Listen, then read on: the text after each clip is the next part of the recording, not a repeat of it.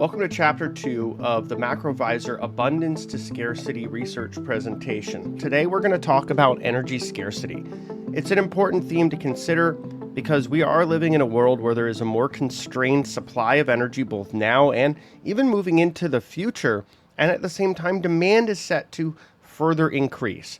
There's been a lot of misguided policy decisions along the way, a lot of bad priorities by investors and companies, and unfortunately, this has led us down the path of solidifying structural energy scarcity, or the inelasticity of the supply side in this crucial commodity. Energy scarcity is something that comes about because of several factors, but the start of energy scarcity is rooted in a lack of exploration. Because if you don't have enough new discoveries, you're not going to have enough energy production coming online. And without enough energy production coming online, you're not going to have enough supply to meet a growing amount of demand. In 2021, oil companies discovered 4.9 billion barrels of oil and natural gas, and that was the lowest level since 1946. And that has everything to do with slashing exploration budgets during the pandemic-driven downturn. But unfortunately, really during the last 12 years, this has been a theme.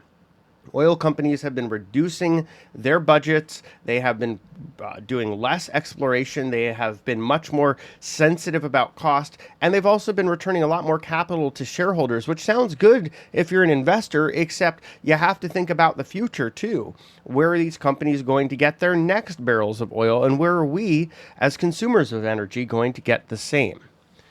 And so global discoveries of gas and oil deposits, we can see that from 2015, this has been a largely downward trajectory, a little bit bumpy along the way there, but 2021, again, the worst discoveries in 75 years, enough to kick in the back of our heads that thought process, that engine of anxiety, that energy scarcity is becoming more of a concern because we don't have that future supply. We don't have that surety of energy discovery. And we are seeing discoveries start to pick back up, but they still remain rather low. And again, this is something that we have to concern ourselves, because once we do get back into a really healthy, growing global economy, energy demand is going to go much higher. And if supply isn't able to meet that demand, then price will continue to ratchet up until demand is destroyed. And we can see that a lot of the discoveries in 2021, you can see just how small they were.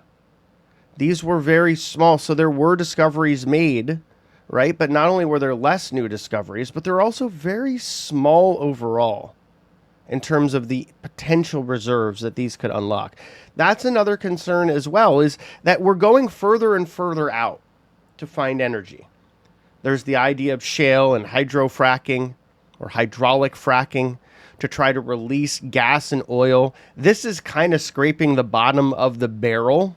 So is drilling down several miles into the ocean. It used to be you could drill within land, maybe 10, 15 feet down and find oil in some of the more abundant regions. Now we're having to go deeper. We're having to go farther. We're having to do, vertical hydrofracking. You're having to do diagonal and horizontal hydrofracking. This stuff is showing us a little bit of a degree of desperation. It also obviously costs a lot more. If you go to the Permian Basin, you're pulling oil out of the ground, $20, $30 a barrel. And when you start talking about shale, it's $70, $80 a barrel a lot of the time. So the economics are completely different, which means when price goes below those levels, these guys shutter production, and it ends up being a bit of a kerfuffle to go back in, because when you want to restart production, it can take many months, if not years, on these types of facilities. We got to get a rig, you got to get a crew. It's not exactly, you got to get permits. It's not exactly just flip a switch and the oil starts coming out. So the fact that we're seeing less and less discoveries, and the discoveries we're seeing are lower and lower, and the methods that we're using to extract hydrocarbons are becoming more and more rigorous, it does paint a picture. Now, I don't think we're going to run out of oil. I do think, just to be clear, there's plenty of it on this planet. It's just, what is it going to take to get to it is the question. And because we're not making the effort to find it, that's going to create some bottlenecks in the availability of the supply of hydrocarbon-based energy, oil, natural gas, even things like coal, going over the next, say, 5 or 10 years. And energy consumption, let's just focus on the U.S. because the U.S. is an enormous consumer of energy. Fossil fuels are about everything. In 2021, the fossil fuel share of U.S. energy composition was 79%. This is not much different, by the way, when you go out to other so-called developed countries. Their fossil fuel share is generally relatively high. There are exceptions to this rule, don't get me wrong, but the majority are similar. And when you go to developing economies, their usage of hydrocarbon-based fuel or any fuel that these economies can get their hands on because, quite frankly, they need it or immense poverty becomes a problem, they're more hydrocarbon focused. If you look at India or China or some of the other leading emerging economies, and what choice do they have? They need energy. And so this is something that even as these so-called developed economies move further and further away to the best of their limited ability away from hydrocarbon-based energy, that doesn't change the economics of this situation because there'll be more demand from other parts of the world to more than make up for it. So the composition of energy usage in the United States becoming increasingly non-fossil fuel from 1950 to the present, up to 21% now, still doesn't even close to offset the increase during that same period from countries like China and India and otherwise. Why do I bring this up?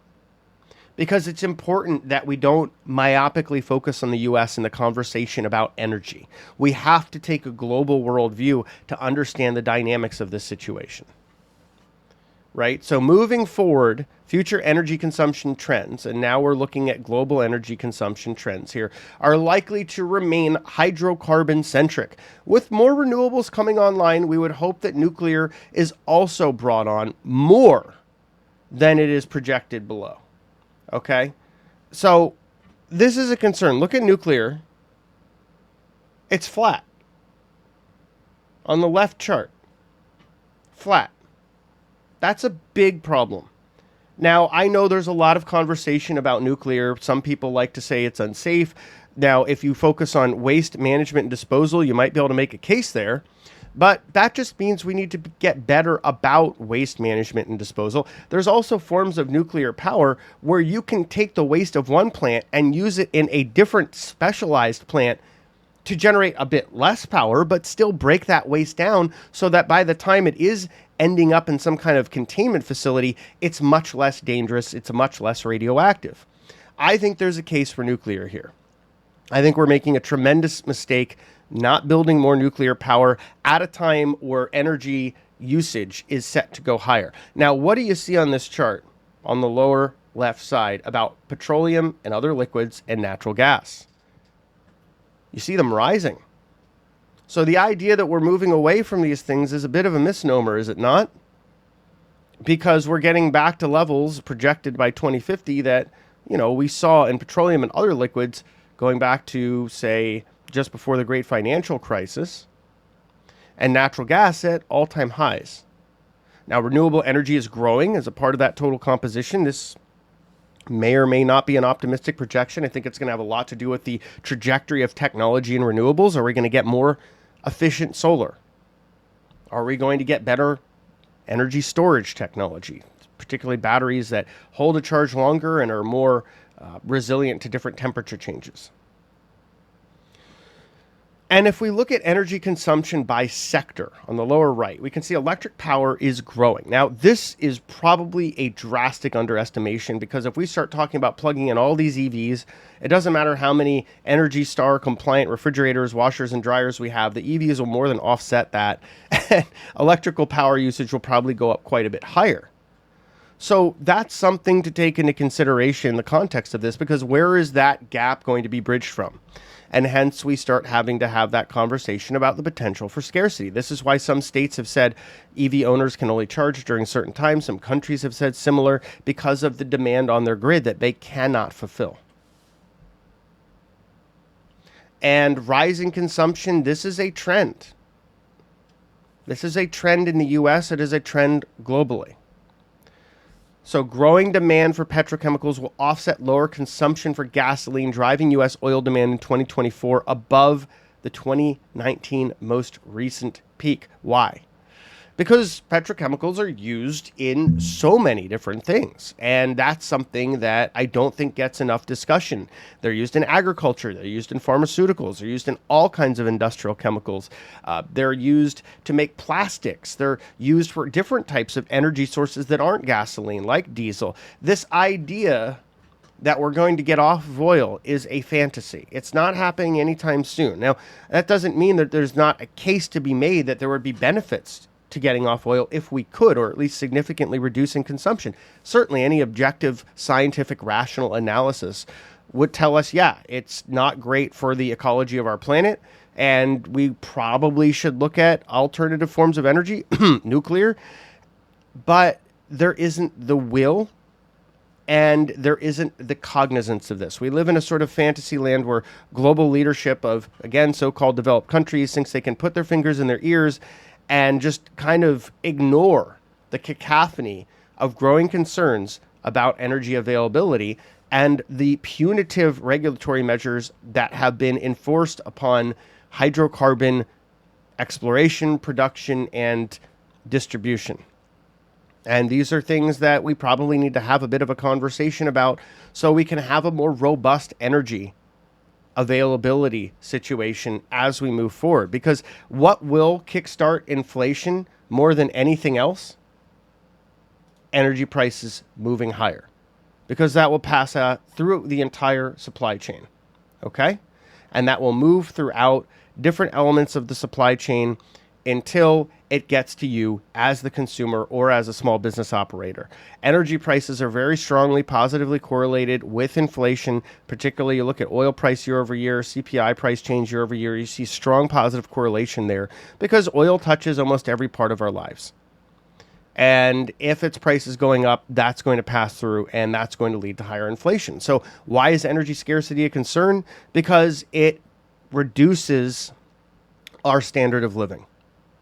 Because it reduces our upward mobility, our ability to have the lifestyle that we enjoy in these countries like the United States, where we're living well beyond our means a lot of the time, but part of that is facilitated by this abundance, or what we had was an abundance of energy. We're now looking towards a future where we don't so much have that abundance of energy. And as we discussed during the first chapter, we don't have that abundance of labor either. These are factors that are structural in nature, that are changing, that are putting a projection into the future years such that it's more likely that inflation becomes more structurally embedded. That as demand rises again, as we get into a new credit expansion cycle, it's likely that inflation picks up and from higher prices as a baseline and probably at appreciably high rates of acceleration if we get demand coming back in, again, a supply-constrained world. Now, some might argue that the supply chain issues have been ameliorated for the most part. That's true. But there's other structural drivers of this inflation that have not been ameliorated, and energy is one of them. In fact, it's probably one of the most important. Energy demand in China seen at a record in 2023. Now, we know that China's had a rough economic recovery. In fact, you could call it not much of a recovery at all. But what have we seen? We have seen them continue to build their stockpiles of crude despite their economy slowing. So we are still seeing some build of demand year over year in Chinese oil consumption, and that's likely to be a trend that continues. And if their economy does start to pick up again, that will probably pick up even more. That if Chinese consumer activity, construction, exports, if that starts to pick up in a new credit cycle, you'll likely see their oil demand pick up much more meaningfully. And we can see this based on the Goldman Sachs estimate going forward several years ahead that Chinese oil demand is expected to take out its prior all-time highs, which would, again, put pressure on a supply-constrained world. If we do not have enough elasticity of oil supply, that is going to very quickly lead us into triple-digit oil territory as a baseline. That's what we're looking at moving forward as we navigate into the next credit cycle with a resurgence in demand, And you imagine, let's say, over the next 6 to 12 months, you've got central banks cutting rates, you've got some degree of monetary and fiscal stimulus coming into the global financial system, you've got this effort to start a new credit cycle. And as that new credit cycle starts, demand picks up from consumers, businesses, governments, and that in turn increases the demand for energy globally at a time where we don't have enough. And one of the most important things that governments could be doing in the here and now, as we do have some economic slack, we should be doing much more on the supply side to stimulate, in this case, for Chapter 2, regarding energy scarcity, the availability of energy with better policies around exploration and production and more of a recognition that we need to be open-minded about the sources of power that we have right now, because we don't have the luxury of turning things down because they don't suit our goals or our ethics. That at this point we're so dependent on hydrocarbon-based power that to frown upon it in the here and now actually jeopardizes the idea of building a less hydrocarbon-centric future. How does that work, you might ask? It works because if we don't use this energy while we have it, and we don't make it abundant and available and cheap, then the cost of building out a more renewable future or more nuclear future or whatever kind of energy future we want is going to be that much more expensive because oil is involved in so many of those costs. And drilling is tapering off in the shale patch. In fact, more recent data shows this even coming down more. And that's, again, telling you that because prices are not nearly as high as what we had seen in parts of 2022 when we had triple-digit oil, that the economics of shale just don't make sense. When it goes below 70, 80, depending on the operator, they have to idle production or they're basically just losing money. Now, they can have that type of a loss and carry it longer in a period of zero interest rates. In a period of 5.5% interest rates, which we're in right now in the upper bound of the Fed funds rate, and corporations are paying substantially higher than that on their loans, that's not conducive to being able to operate with negative cash flow. So you're going to see these operators pull back on production more rapidly when you're in a higher rate environment based on the price of oil. And the oil supply demand imbalance, according to this projection from Goldman Sachs, shows that it is getting worse in 2023 in this quarter and next quarter. Now, Goldman says in their forecast that the imbalance will improve in the fourth quarter, but IEA is actually looking at it worsening marginally in the fourth quarter. And Goldman Sachs' seasonally adjusted analysis suggests that it could also pick up, that demand could pick up in the fourth quarter even more. But what this is telling us is that multiple different models are suggesting a growing imbalance on the supply side, that there's just not enough and that demand is going to outstrip supply and push pressure higher on the price of oil. And that's something that we see as an ongoing phenomenon that we should be paying attention to. OPEC has similar models. We see one right here on screen where demand, the red line, is cresting well above supply. The yellow line, we're now in the third quarter, so we can see that supply implied stock change is pretty negative here.